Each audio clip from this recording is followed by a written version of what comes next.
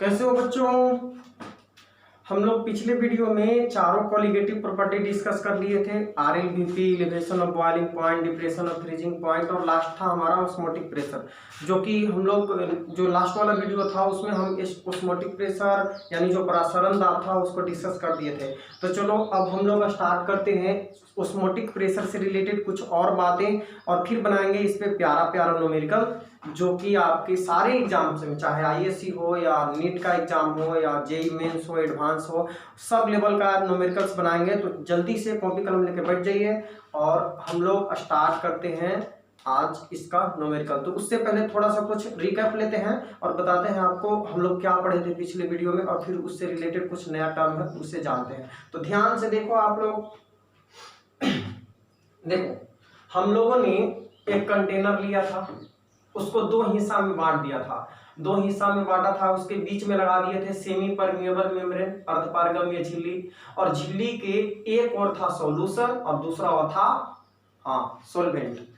अब semi permeable membrane जो होता है वो सॉल्वेंट के मॉलिक्यूल को तो अपने से होकर पास होने देता है, लेकिन सॉल्यूट के मॉलिक्यूल को जो कि सॉलिड होते हैं उसका छिद्र इतना छोटा होता है कि सॉल्यूट के मॉलिक्यूल इससे पास नहीं हो सकते हैं। याद आ रहा है ना आपको।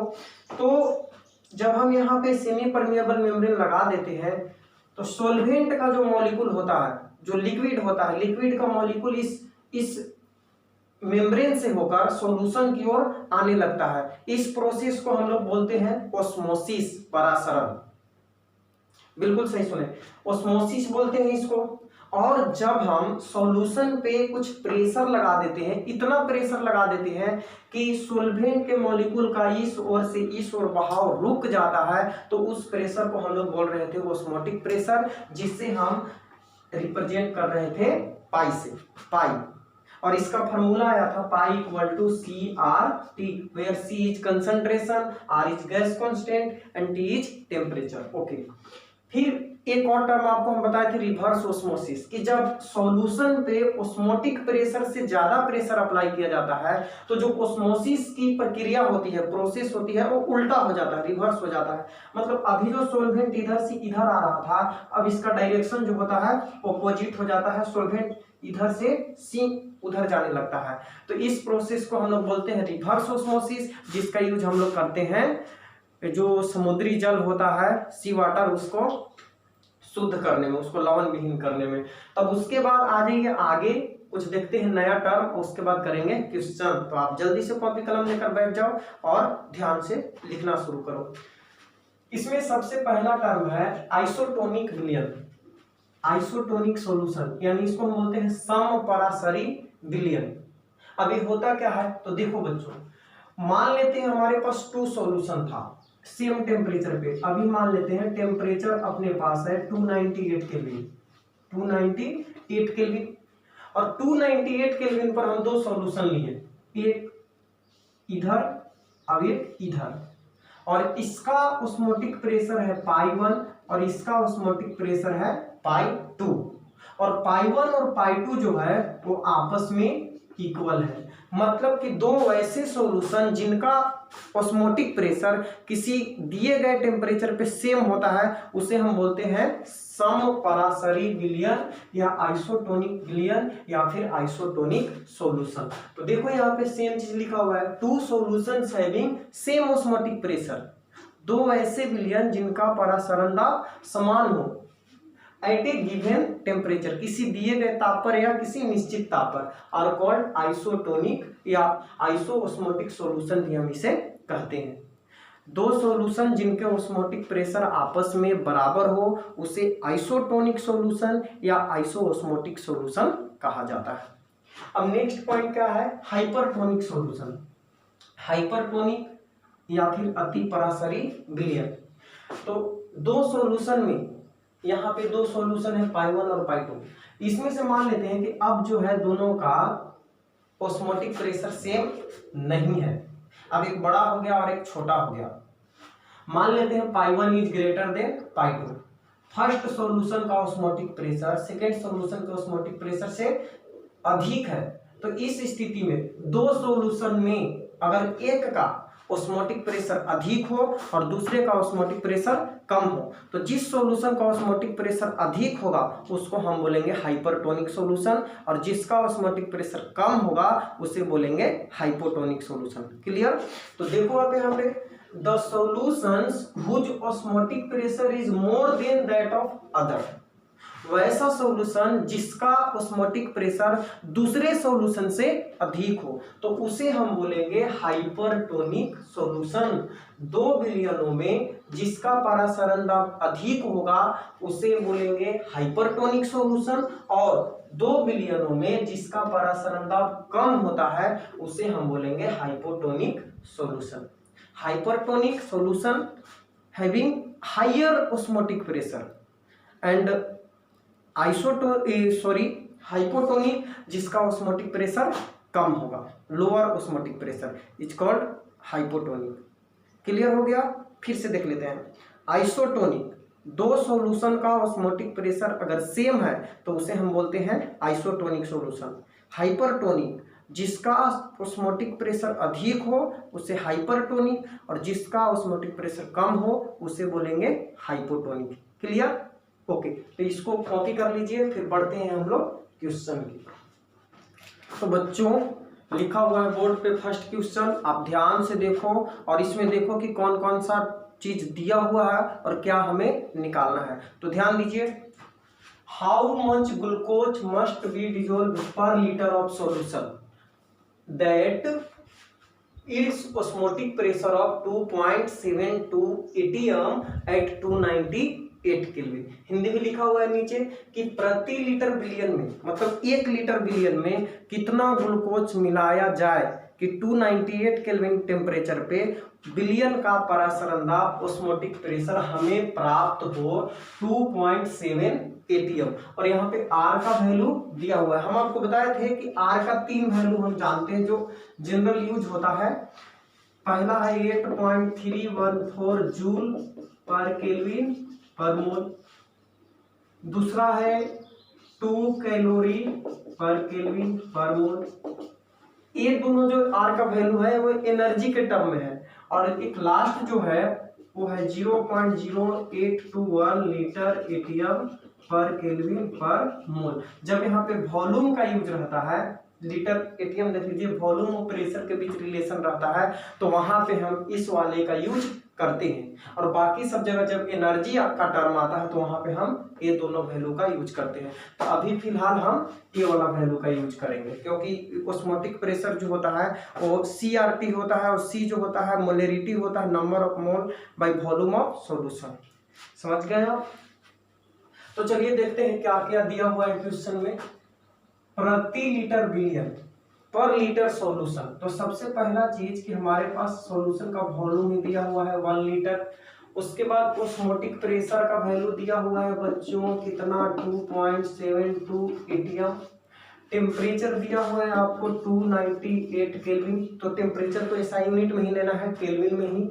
और उसके बाद R का वैल्यू पता है, यहाँ पे देख लीजिए R = 0.0821 लीटर एटीएम पर केल्विन पर मोल, जो भी हो हटा दीजिए इसको। और उसके बाद हमसे पूछ रहा है कि कितना ग्लूकोज घोला जाए, ग्लूकोज का अमाउंट पूछ रहा है। तो हमसे पूछ रहा है वेट ऑफ सॉल्यूट, सॉल्यूट का वेट पूछ रहा है कितना ग्लूकोज घोला जाए। और हम जानते हैं ग्लूकोज है तो इसका मॉलिक्यूलर मास हम निकाल सकते हैं C6H12O6। तो बताइए कितना हो जाएगा, कितना होगा बच्चों, जल्दी से फटाफट। कार्बन का एटॉमिक मास 12, ओके। और कितना कार्बन है 6, प्लस हाइड्रोजन का कितना 1, कितना हाइड्रोजन है 12, कहाँ से रहे तो हम लोग को आता है। ऑक्सीजन का 16 × 6, तो टोटल आप ऐड करोगे तो आ जाएगा 180 ग्राम पर मोल, ओके। अब हम जानते हैं कि पाई = CRT, जानते हो? तो पाई = ये भी जानते होंगे MA/VRT, बिकॉज हम C को लिखे थे कंसंट्रेशन, और कंसंट्रेशन के बारे में कुछ भी ना दिया रहे तो मोलरिटी को ही कंसंट्रेशन मान लेते हैं। और यहाँ पे Na/V मोलरिटी हो गया, number of mole of solute by volume of solution. अच्छा और आगे बढ़ते हैं थोड़ा सा, Na के जगह पे लिख सकते हैं WA/Ma, number of mole of solute के जगह पे wait of solute by molecular weight of solute into V into R into T। बच्चों निकालना क्या है, निकालना है वेट ऑफ सॉल्यूट। तो आप क्या करो, इधर से इसको एक तरफ छोड़ दो और बाकी सबको ले आओ कान पकड़ के इधर। तो हमारे पास मिलेगा pi into MA into V by RT। Put करें सबका वैल्यू, हाँ सर पुट करिए।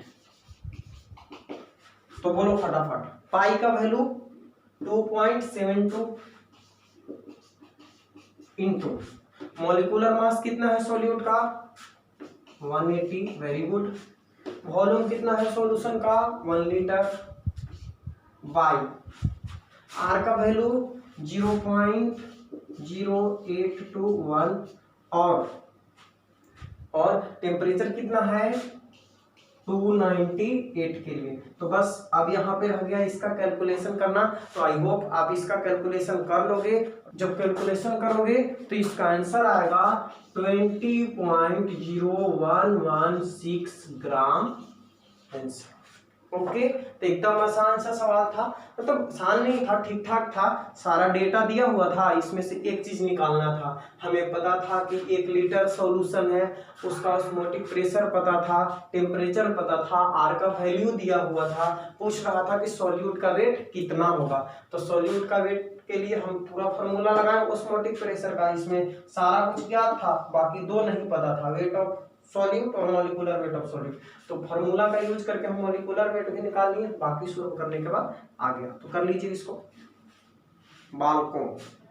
अब बढ़ते हैं नेक्स्ट क्वेश्चन की ओर, जो कि हमारा सेकंड क्वेश्चन है। और देखिए ध्यान से, इसमें क्या है, सेम है क्वेश्चन, बस इसमें मॉलिक्यूलर मास ज्ञात कर देना है सॉल्यूट का, वहां पर सॉल्यूट का मास ज्ञात करना था, यहाँ पे मॉलिक्यूलर मास ज्ञात करना है। तो कोई दिक्कत नहीं, आराम से निकल जाएगा। अब देखो ध्यान से, 3 gram of non volatile solute when dissolved in 1 litre of water तो shows as osmotic pressure of 2 atm। यहाँ पे osmotic pressure 2 atm है, मास ऑफ सॉल्यूट कितना है, हाँ 3 ग्राम। तो आपसे बोल रहा है calculate the molecular mass of solute, solute का मॉलिक्यूलर मास फाइंड करें। जब 1 लीटर जल में, मतलब वॉल्यूम ऑफ सॉल्यूशन 1 लीटर है 1 लीटर और 3 ग्राम अवाष्पशील विनय नॉन वोलेटाइल सॉल्यूट, तो वेट ऑफ सॉल्यूट कितना है बच्चों 3 ग्राम। उसके बाद हमसे पूछ रहा है मॉलिक्यूलर मास ऑफ सॉल्यूट ना, हाँ Ma पूछ रहा है और ऑस्मोटिक प्रेशर दे ही दिया है, कितना दिया है 2 atm, आर का वैल्यू सामने लिखा हुआ है इधर, और उसके बाद टेम्परेचर भी मालूम है, टेम्परेचर कितना है 300 केल्विन।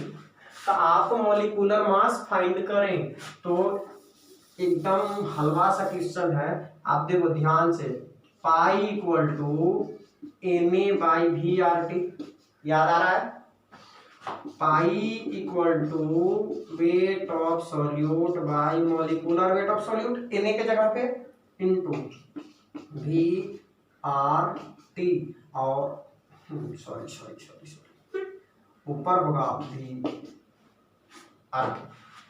ओके, अब देखिए पाई का वैल्यू दिया हुआ है 2 equal to weight of solute कितना 3 gram, R 0.0821, temperature 300 only, molecular mass मालूम नहीं है और वॉल्यूम 1 लीटर है। ओके, तो अब आप इससे इधर ले आओ और बाकी सबको इधर ले जाओ।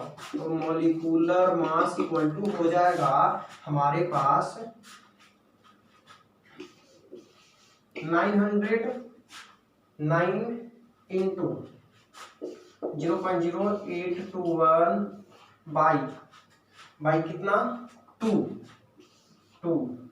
तो अब आप इसे सोल्व करो तो 2 से 450 और 8 के 32 यानी आ जाएगा 36.9 ग्राम पर मोल। ये हो गया अपना क्यूट सा आंसर।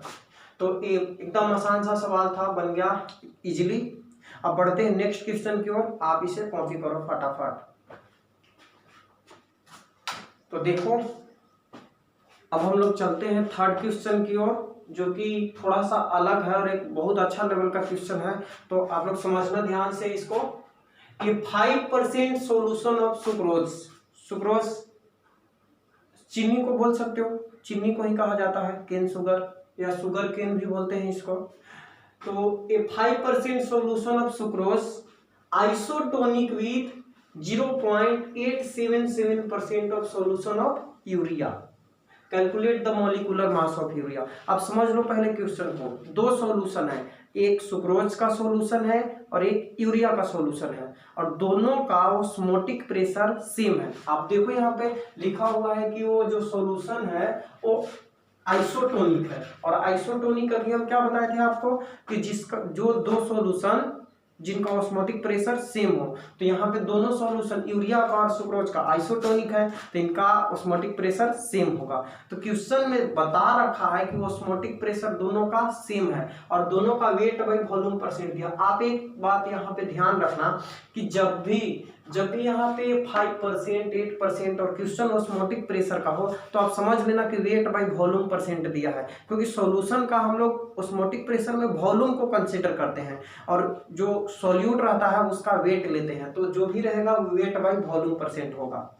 तो यहाँ पे सुक्रोज का वेट बाई वॉल्यूम परसेंट दिया है, यानी अगर हम 100 ml सॉल्यूशन मान लेते हैं, 100 ml सॉल्यूशन, तो इसमें यूरिया कितना है 5 ग्राम है, और यहाँ पे सुक्रोज कितना है 5 ग्राम है, और यहाँ पे अगर हम मान लेते हैं 100 ml सॉल्यूशन तो 0.877 ग्राम होगा, कौन यूरिया होगा। तो आप यहाँ से देखो दोनों का ऑस्मोटिक प्रेशर तो सेम है, तो हम कह सकते हैं कि ये जो सुक्रोज वाले सॉल्यूशन का ऑस्मोटिक प्रेशर है वो यूरिया वाले सॉल्यूशन का ऑस्मोटिक प्रेशर के बराबर है।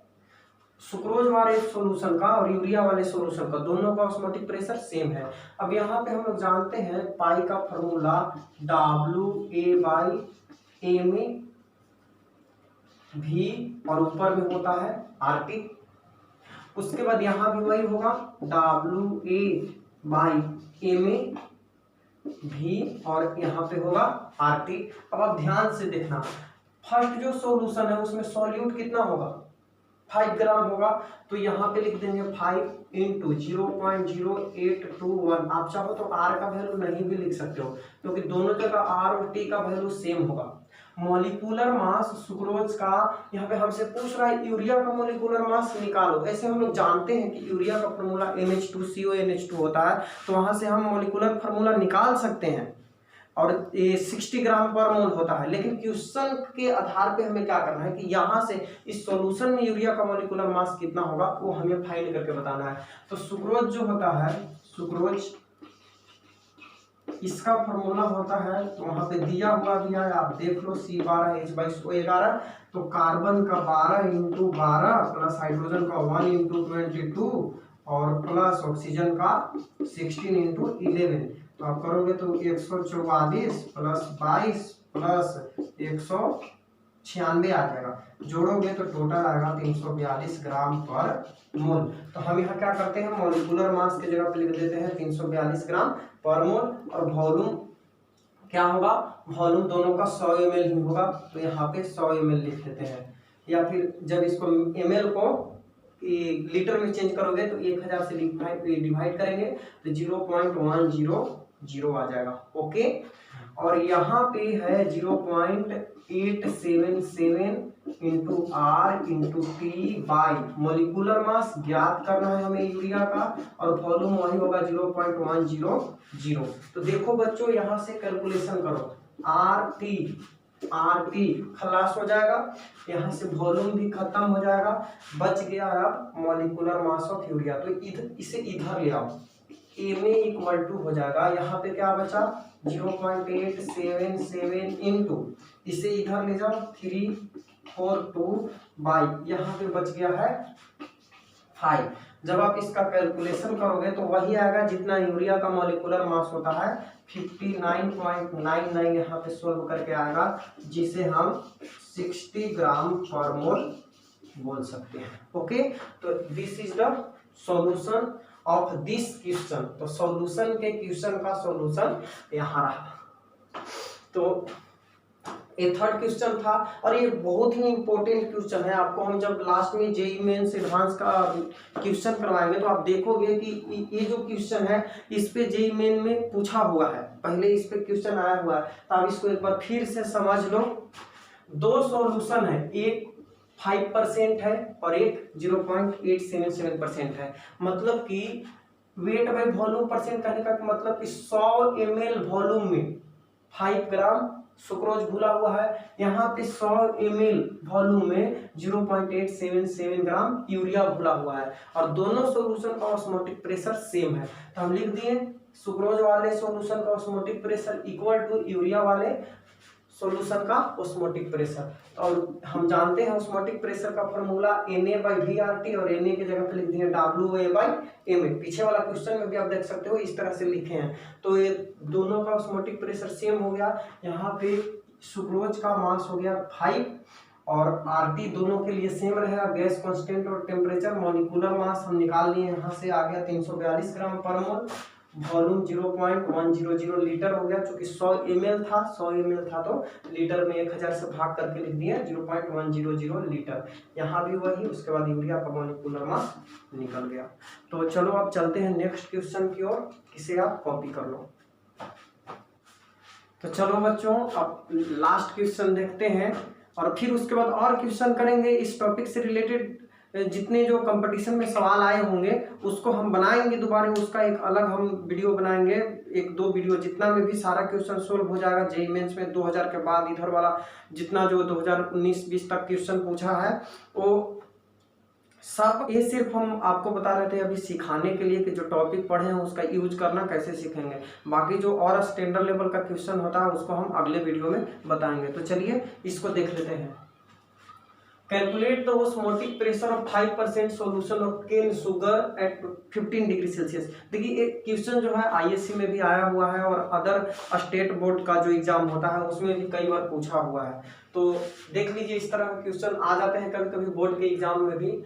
15 डिग्री सेल्सियस ताप पर सुक्रोज के, वही केन शुगर जो अभी बताया थी चीनी आपको, 5%। अब बताओ 5% का मतलब आप क्या समझे? 5% ये जो है वेट बाई वॉल्यूम परसेंट है, मतलब 100 ml सॉल्यूशन में 5 ग्राम सुक्रोज मिला हुआ है, उसका परासरण दाब ज्ञात करना है। तो आप देखो यहाँ पे वेट ऑफ सॉल्यूट जो होगा 5 ग्राम होगा, वॉल्यूम ऑफ सॉल्यूशन कितना होगा बच्चों 100 ml, जिसे हम 1000 से डिवाइड कर दें 0.100 लीटर हो जाएगा ये।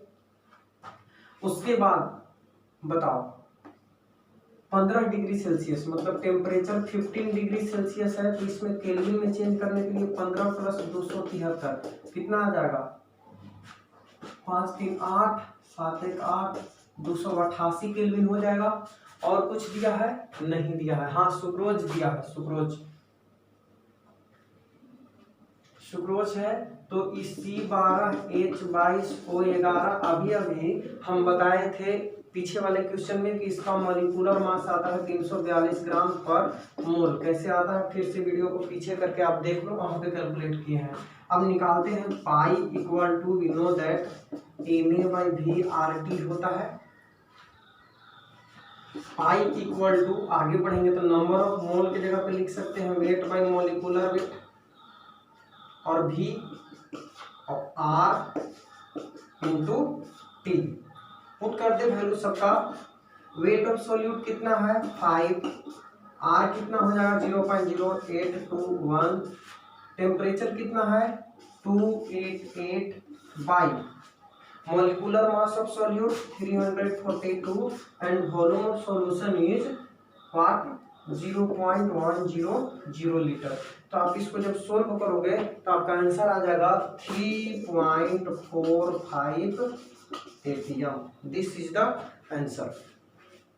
और आगे भी कुछ आएगा, कैलकुलेट करोगे तो 3.457, तो राउंडिंग करके हमने दिए 3.45 एटीएम। तो इस तरह से इस टाइप के क्वेश्चन को सोल्व करेंगे। तो मिलते हैं अब अगले वीडियो में। आप इसको देखिए, एंजॉय कीजिए और नोट्स बनाइए, सीखिए जो बता रहे हैं, और फिर मिलते हैं तो नेक्स्ट वीडियो में।